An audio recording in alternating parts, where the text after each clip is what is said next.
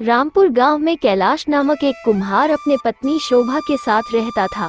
उसके मटके का कारोबार था, उसी से उनका घर चलता था।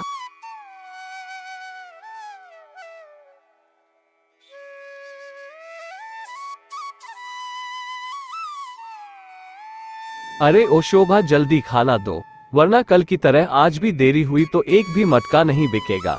हमें साहूकार से अपनी जमीन भी तो छुड़वानी है, जो 5 साल से गिरवी पड़ी है, वरना हमारी जमीन को वो अपने नाम करवा देगा। हाँ जी हाँ, ये लीजिए, खाना तैयार है और मैंने मटके भी रख दी है। आप बस खाना खाकर बाजार के लिए निकल पड़िए। अरे वाह शोभा, तुमने तो एक बड़ी काम कर दी है। बस भगवान से प्रार्थना करो कि आज सारे के सारे मटके बिक जाए।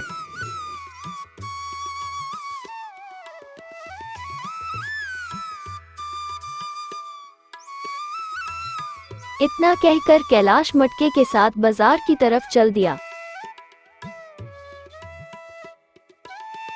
बाजार पहुंचते ही ग्राहकों की भीड़ जमा हो गई। सभी कैलाश से मटके खरीदने लगे।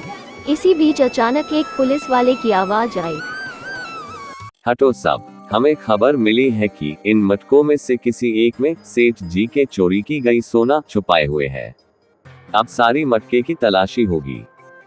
इतना कहकर पुलिस ने एक एक मटकी उठाकर तोड़ना शुरू किया। अपनी मेहनत पर पानी फिरते हुए देखकर कैलाश ने कहा, साहब जी, ऐसे मटकों को मत तोड़िए। मैं आपके चोरी हुई सोना वापस दिलाने में पूरी सहायता करूंगा।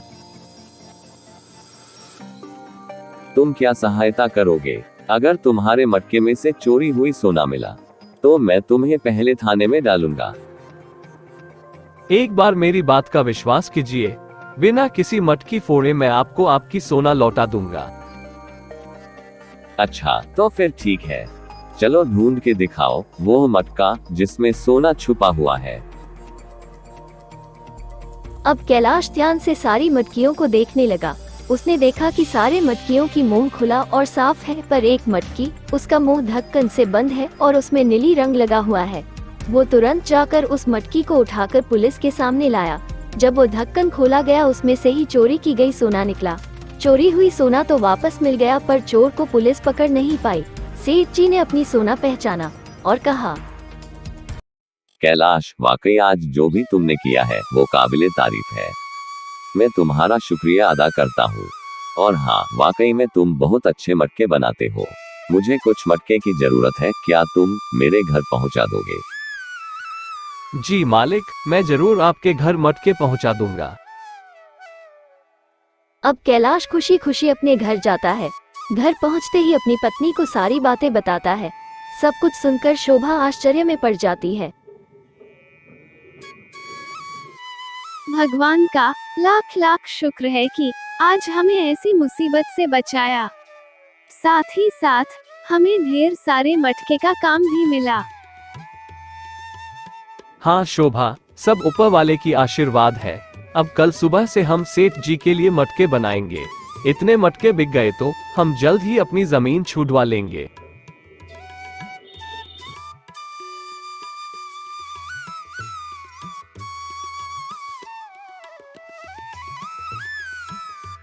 अगले दिन सुबह दोनों पति पत्नी मिलकर मटकी बनाना शुरू कर देते हैं। कुछ दिनों में बहुत सारी मटकियां उन्होंने बना दी। अब बारी थी सेठ जी को उन मटकियों को देना। कैलाश और उसकी पत्नी एक दिन सारे मटकों को पैक करने की तैयारी कर रहे थे, तब उन्होंने देखा कि मटकियों में से ज्यादातर मटकियां टूट गई है। ऐसे में दोनों पति पत्नी चिंता में पड़ गए। है भगवान, अब क्या होगा?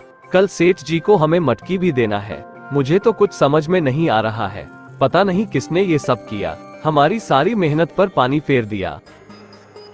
सुनिए जी, जो होना था वह हो चुका है।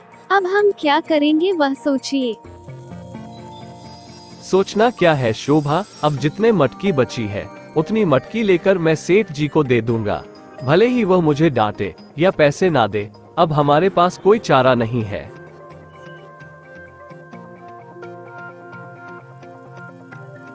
अगले दिन सुबह कैलाश उन मटकों को लेकर सेठ जी के पास पहुंचा और वो मुंह लटकाए हुए खड़ा हुआ था। सेठ जी ने सारी मटके को देखा और कहा, अरे वाह कैलाश, तुम इतनी सुंदर सुंदर मटकियाँ लाओगे, मैंने यह कभी नहीं सोचा था। वाकई तुम बहुत अच्छे मटकियाँ बनाते हो। मालिक, यह आप क्या कह रहे हैं? कल तो कुछ मटकियाँ टूट गई थी, इस वजह से हम तो थोड़े कम मटके लाए हैं।